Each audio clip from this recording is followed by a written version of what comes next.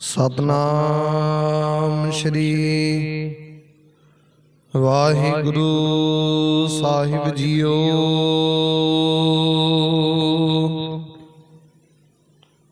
मैं मूर्ख की केतक बात है, कोट बरादी तरियारे।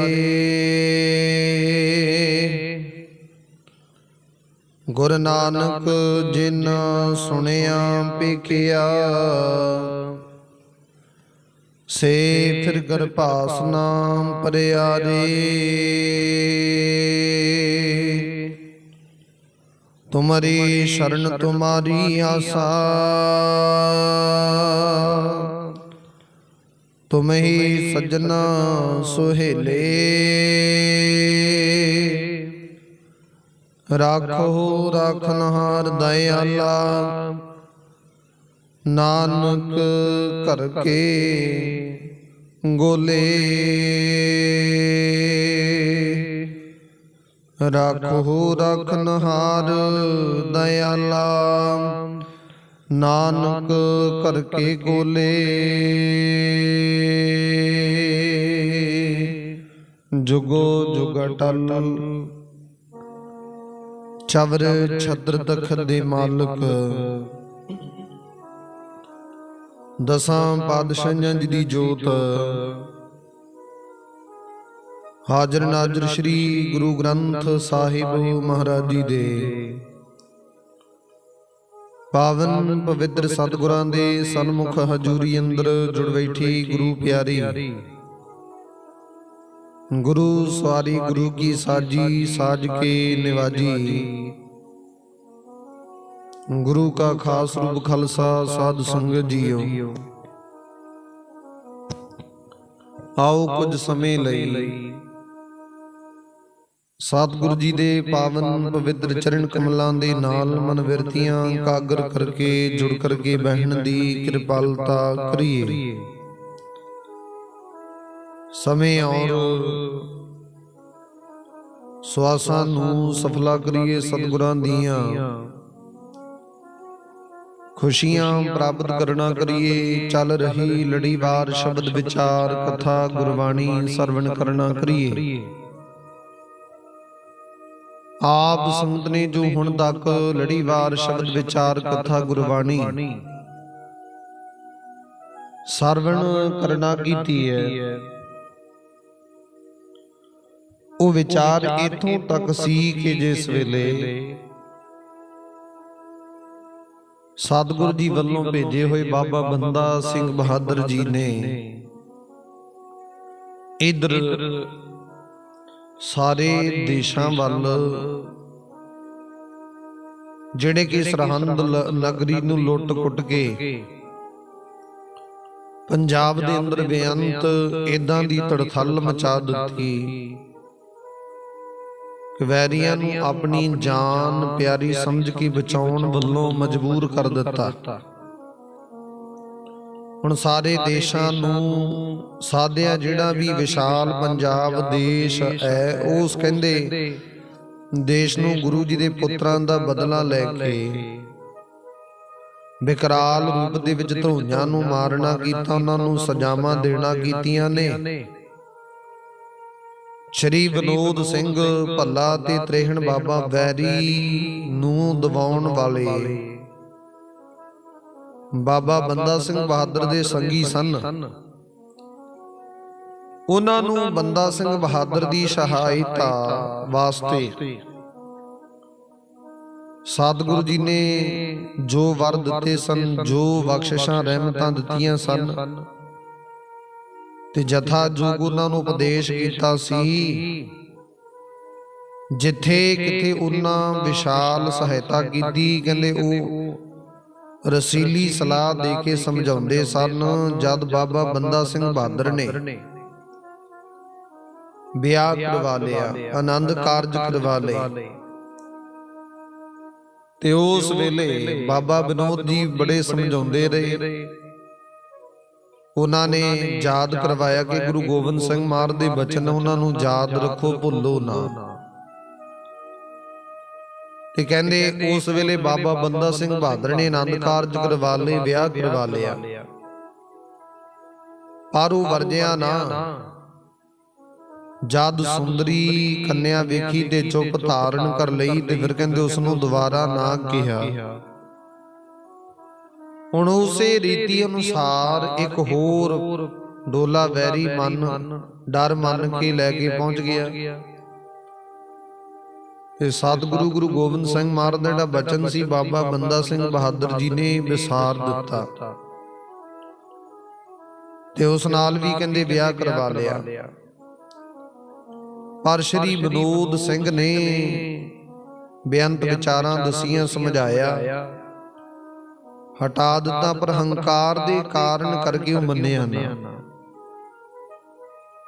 ਕਹਿੰਦਾ ਮੈਂ ਇਸ ਨੂੰ ਆਪਣੀ ਪਤਨੀ ਬਣਾਵਾਂਗਾ। ਲਾਚਾਰ ਧਾਰਨ ਕੀਤਾ, ਵਿਚਾਰ ਪ੍ਰਾਪਤ ਕੀਤੀ।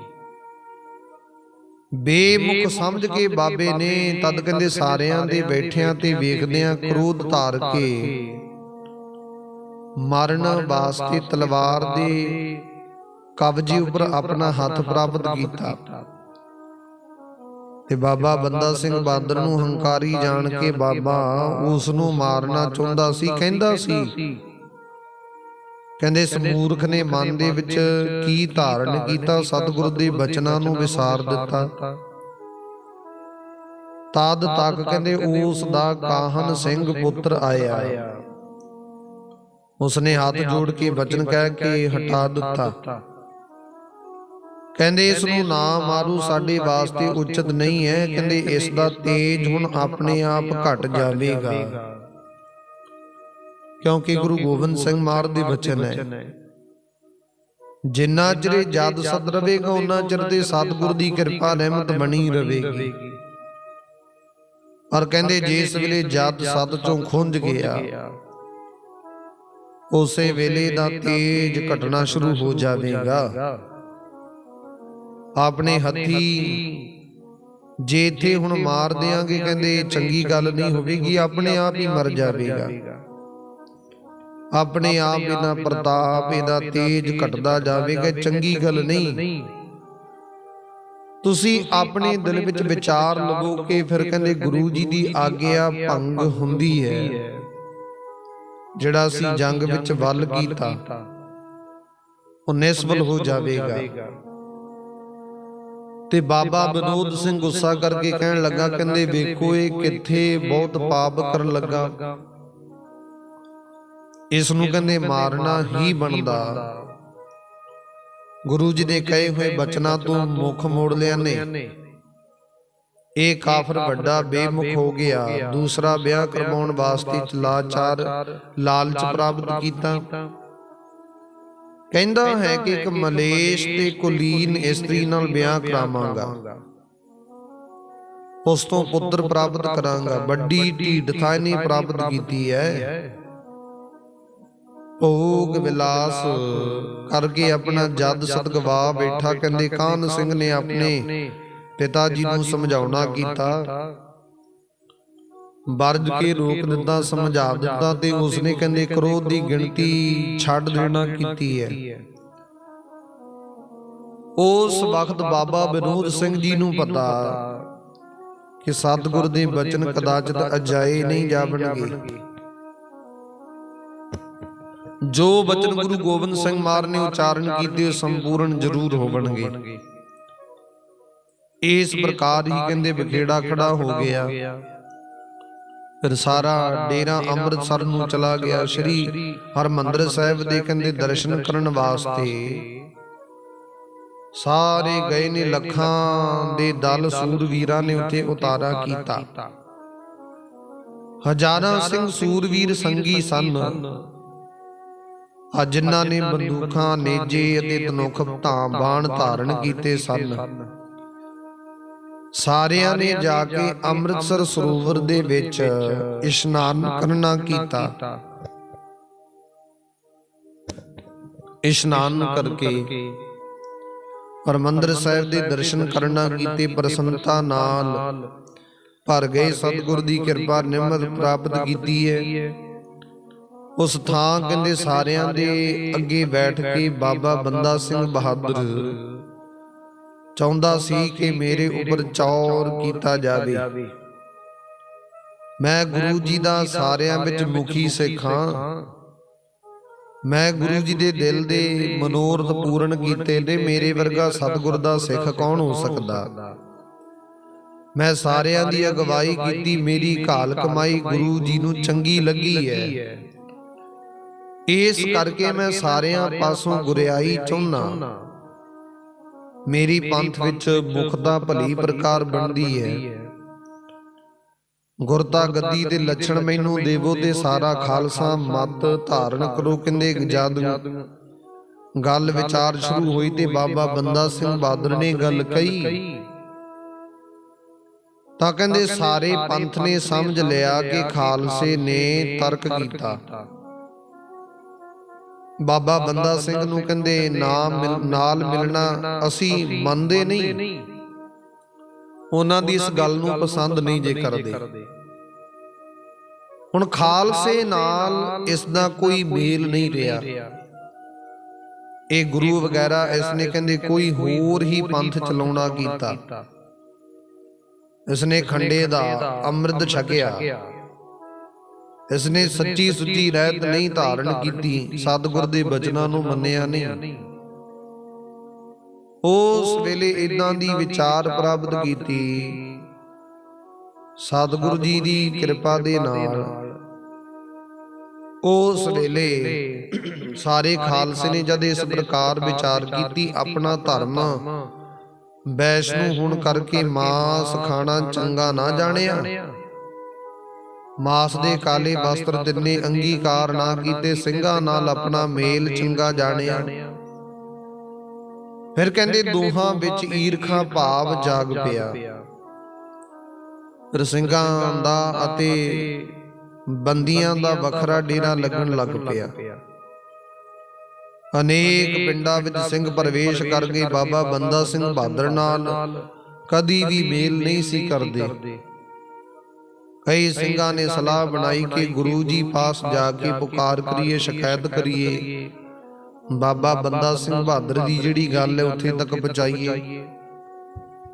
कहंदे मूर्ख नूं बहुत वड्डा हंकार हो गया ते सतगुरु जी दे कोल जाके सारी विचार बयां कर दईए।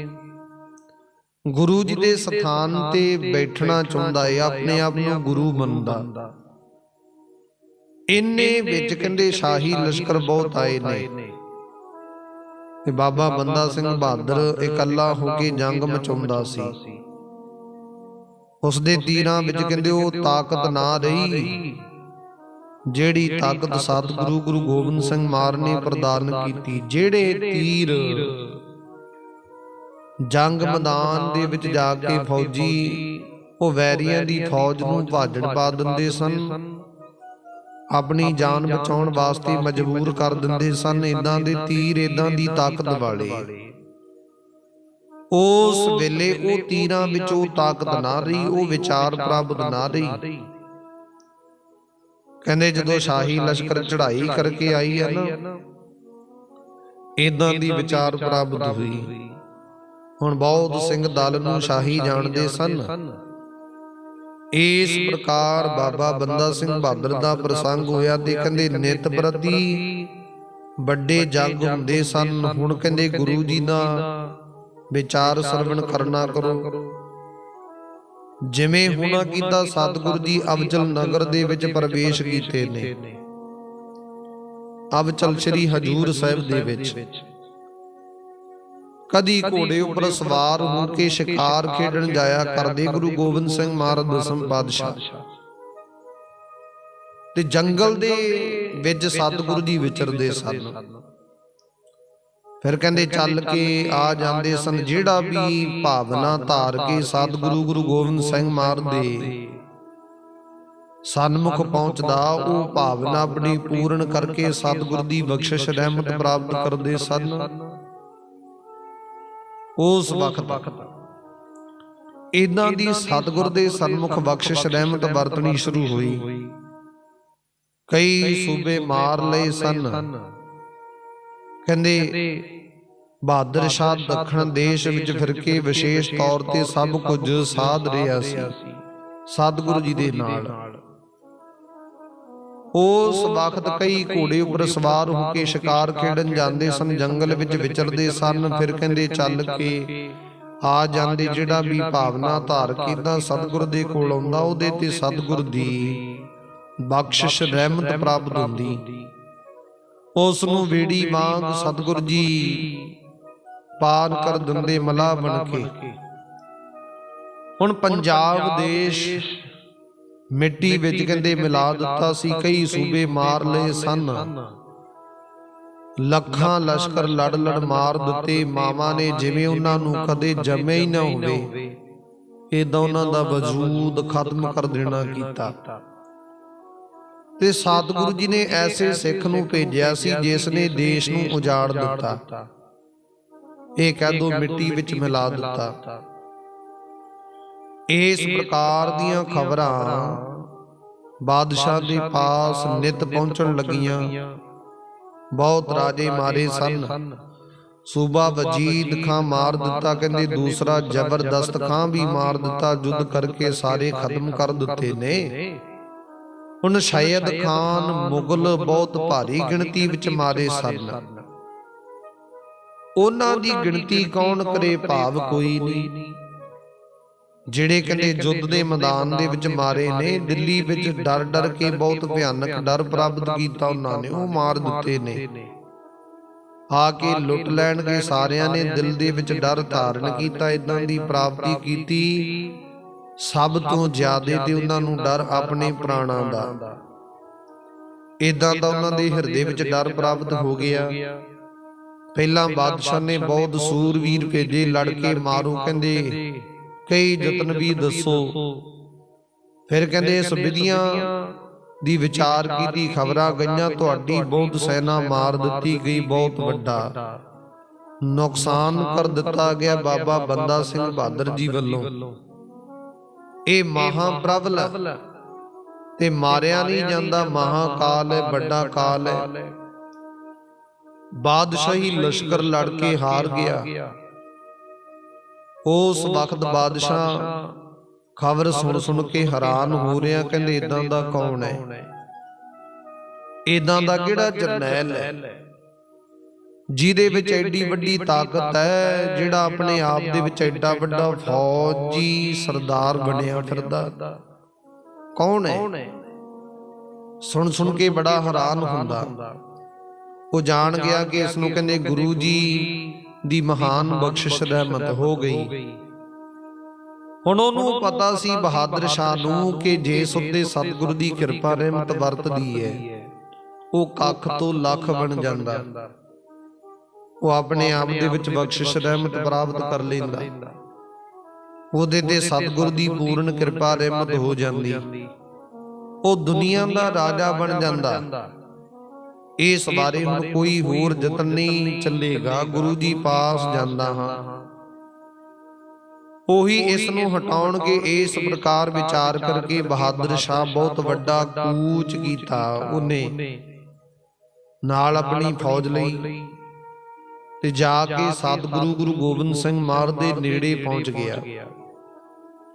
ਉਸਨੇ ਕਈ ਵਕੀਲ ਅਤੇ ਵੱਡੇ ਵੱਡੇ ਮੁਸਾਹਿਬ ਭੇਜੇ ਸਨ, ਉਹਨਾਂ ਉੱਥੇ ਆ ਕੇ ਡੇਰਾ ਕੀਤਾ ਜਿੱਥੇ ਸਤਿਗੁਰੂ ਗੁਰੂ ਗੋਬਿੰਦ ਸਿੰਘ ਮਹਾਰਾਜ ਜੀ ਹਜੂਰ ਸਾਹਿਬ ਦੀ ਧਰਤੀ ਸ੍ਰੀ ਨੰਦੇੜ ਸਾਹਿਬ ਵਿਖੇ ਵਿਰਾਜਮਾਨ ਸਨ। ਉਹਨੇ ਆਪਣੇ ਸੂਰਵੀਰ ਭੇਜੇ ਸਤਿਗੁਰੂ ਜੀ ਦੇ ਕੋਲ ਸੁਨੇਹਾ ਦੇ ਕੇ ਮਿਲਣ ਵਾਸਤੇ ਪੁਕਾਰ ਕੀਤੀ ਸਤਿਗੁਰੂ ਦੇ ਸਨਮੁਖ, ਪਰ ਸਤਿਗੁਰੂ ਗੁਰੂ ਗੋਬਿੰਦ ਸਿੰਘ ਮਹਾਰਾਜ ਜੀ ਨੇ ਕਿਸੇ ਪ੍ਰਕਾਰ ਵੀ ਮਿਲਣਾ ਨਹੀਂ ਚਾਹਿਆ, ਪਸੰਦ ਨਹੀਂ ਕੀਤਾ ਮਿਲਣਾ ਜੀ। ਉਹ ਕਹਿੰਦੇ ਸਨ, ਕਹਿੰਦੇ ਬਾਦਸ਼ਾਹ ਨੇ ਸਾਡੇ ਨਾਲ ਵਾਅਦਾ ਕੀਤਾ ਸੀ, ਪਰ ਉਹ ਵਾਅਦਾ ਅਜੇ ਤੱਕ ਪੂਰਨ ਨਹੀਂ ਕੀਤਾ, ਉਸ ਵਾਅਦੇ ਤੋਂ ਮੁੱਕਰ ਗਿਆ।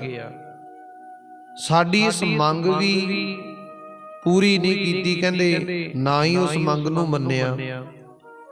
ਤਦ ਅਸੀਂ ਕਹਿੰਦੇ ਆਪਣਾ ਇੱਕ ਸਿੱਖ ਭੇਜਿਆ ਸੀ ਕਿ ਧਰੂਈਆਂ ਨੂੰ ਮਾਰ ਮਾਰ ਕੇ ਮੌਤ ਦੇ ਘਾਟ ਉਤਾਰੇ, ਚੁਣ ਚੁਣ ਕੇ ਮਾਰੇ। ਆਪਣਾ ਬਦਲਾ ਲਵੇ।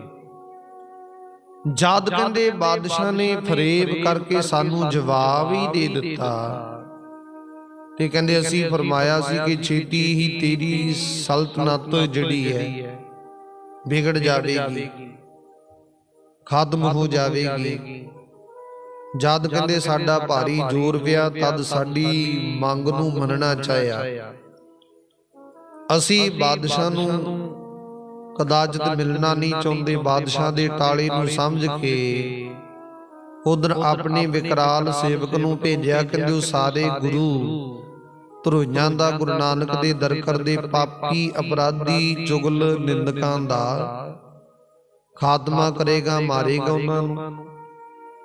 ਆਪਣੇ ਉੱਤੇ ਤੇਜ ਨੂੰ ਦੇਸ਼ ਵਿੱਚ, ਵਿਸ਼ਾਲ ਦੇਸ਼ ਵਿੱਚ ਕਹਿੰਦੇ ਫੈਲਾ ਦੇਵੇਗਾ। ਗੱਲ ਇਦਾਂ ਦੀ ਸੁਣਾ ਦੇਣਾ ਕਿ ਇਸ ਪ੍ਰਕਾਰ ਕਹਿ ਕੇ ਉਹਨਾਂ ਪਾਸ ਇੱਕ ਸਿੰਘ ਨੂੰ ਭੇਜਿਆ। ਉਸਨੇ ਆ ਕੇ ਗੁਰੂ ਜੀ ਵੱਲੋਂ ਸਾਰੀ ਗੱਲ ਕਹਿ ਦਿੱਤੀ ਗਈ ਹੈ। ਜਦ ਵਕੀਲ ਨੇ, ਮੁਸਾਹਿਬ ਨੇ ਸਾਰੀ ਗੱਲ ਸੁਣ ਲਈ ਤਾਂ ਉਹਨਾਂ ਨੇ ਸਾਰੇ ਆਸੇ ਆਪਣੇ ਮਨ ਵਿੱਚ ਜਾਣ ਲਏ ਕਿ ਸਤਿਗੁਰੂ ਗੁਰੂ ਗੋਬਿੰਦ ਸਿੰਘ ਮਹਾਰਾਜ ਦਸਮ ਪਾਤਸ਼ਾਹ ਕਲਗੀਧਰ ਗੁਰੂ ਸਾਹਿਬ ਜੀ ਹੁਣ ਇਸ ਗੱਲ ਨੂੰ ਕਦਾਚਿਤ ਪ੍ਰਵਾਨ ਨਹੀਂ ਕਰਨਗੇ। ਇਸ ਪ੍ਰਕਾਰ ਕਹਿ ਕੇ ਉਹਨਾਂ ਪਾਸ ਇੱਕ ਸਿੰਘ ਨੂੰ ਭੇਜਿਆ। ਜਦ ਉਸਨੇ ਆ ਕੇ ਗੁਰੂ ਜੀ ਵੱਲੋਂ ਕਈ ਗੱਲ ਸਾਰੀ ਸੁਣਾ ਦਿੱਤੀ ਤੇ ਇਦਾਂ ਦੀ ਵਿਚਾਰ ਪ੍ਰਾਪਤ ਹੋਈ। ਉਹਨੇ ਮੰਨ ਲਿਆ, ਵਿਚਾਰ ਪ੍ਰਾਪਤ ਕਰ ਲਈ ਕਿ ਸਤਿਗੁਰੂ ਜੀ ਹੁਣ ਇਸ ਗੱਲ ਤੋਂ ਵਿਗੜ ਗਏ ਨੇ। ਉਹਨਾਂ ਨੇ ਸਾਰੇ ਆਸੇ ਆਪਣੇ ਮਨ ਵਿੱਚ ਜਾਣ ਲਏ ਨੇ। ਹੁਣ ਬਾਦਸ਼ਾਹ ਦੇ ਮੁਸਾਹਿਬਾਂ ਨੇ ਫਿਰ ਕਹਿ ਕੇ ਭੇਜਿਆ, ਭਾਈ ਦਇਆ ਸਿੰਘ ਜੀ ਨੂੰ ਸਾਡੇ ਨਾਲ ਭੇਜੋ, ਜੋ ਬਾਦਸ਼ਾਹ ਨੂੰ ਕਹਿੰਦੇ ਸਾਰਾ ਪ੍ਰਸੰਗ ਸੁਣਾਵੇ। ਜਿਸ ਤੋਂ ਸੁਣ ਕੇ ਬਾਦਸ਼ਾਹ ਨੂੰ ਜਿਹੜੀ ਗੱਲ ਚੰਗੀ ਲੱਗੇ ਉਹ ਜੋਗ ਜਾਣ ਕੇ ਬੰਦਾ ਸਿੰਘ ਨੂੰ ਰੋਕਣ ਦਾ ਕੋਈ ਉਪਾਅ ਬਣਾ ਸਕੇ। ਹੁਣ ਸਤਿਗੁਰੂ ਜੀ ਨੇ ਉਹਨਾਂ ਦੇ ਨਿਮਰਤਾ ਦੇ ਬਚਨ ਸੁਣ ਕੇ ਭਾਈ ਦਇਆ ਸਿੰਘ ਨੂੰ ਉਹਨਾਂ ਦੇ ਨਾਲ ਭੇਜਿਆ। ਉਹ ਘੋੜ ਸਵਾਰ ਹੋ ਕੇ ਬਹਾਦਰ ਸ਼ਾਹ ਦੇ ਨੇੜੇ ਚੱਲ ਕੇ ਗਿਆ। ਉਤਾਰਾ ਕਰਕੇ ਰਾਤ ਉੱਥੇ ਬਤੀਤ ਕੀਤੀ ਹੈ। ਜਦ ਸਵੇਰ ਹੋਈ ਹੈ ਤਾਂ ਬਹਾਦਰ ਸ਼ਾਹ ਨੇ ਉਹਨਾਂ ਨੂੰ ਬੁਲਾ ਲਿਆ। ਉਹਨਾਂ ਨੇ ਸਾਰਾ ਬਿਰਤਾਂਤ ਬਾਦਸ਼ਾਹ ਨੂੰ ਕਹਿ ਕੇ ਸੁਣਾਇਆ। ਤਦ ਫਰੇਬ ਕਰਕੇ ਸਵਾਲ ਦੇਣ ਤੋਂ ਤੁਸੀਂ ਟਾਲਾ ਕੀਤਾ। ਸਤਿਗੁਰੂ ਜੀ ਤੁਹਾਡੇ ਫਰੇਬ ਨੂੰ ਜਾਣ ਗਏ ਸਨ, ਸਮਝ ਗਏ ਸਨ। ਸਤਿਗੁਰੂ ਜੀ ਆਪਣਾ ਬਦਲਾ ਜ਼ਰੂਰ ਲਵਣਗੇ। ਇਸ ਕਰਕੇ ਉਹਨਾਂ ਨੇ ਇਹ ਵੱਡਾ ਮਹਾਬਲੀ ਸੂਰਮਾ ਭੇਜਿਆ। ਹੁਣ ਸੇਵਕ ਨੂੰ ਉਧਰ ਭੇਜ ਦਿੱਤਾ। ਉਸਨੇ ਕਹਿੰਦੇ ਧੁੰਮਾਂ ਪਾ ਕੇ ਸਾਰੇ ਧਰੋਹੀ ਮਾਰ ਦਿੱਤੇ ਨੇ। ਉਹ ਕਿਵੇਂ ਬਚ ਸਕਦੇ ਸਨ ਜਿਨ੍ਹਾਂ ਨੇ ਭਾਰੀ ਪਾਪ ਕੀਤੇ ਸਨ। ਉਸ ਵਕਤ ਸਰਹੰਦ ਆਦਿ ਨਗਰ ਵੀ ਉਜਾੜ ਦਿੱਤੇ ਤੇ ਪੰਜਾਬ ਦੇਸ਼ ਵਿੱਚ ਵੱਡਾ ਉਦਮ ਮਚਾਇਆ ਗਿਆ।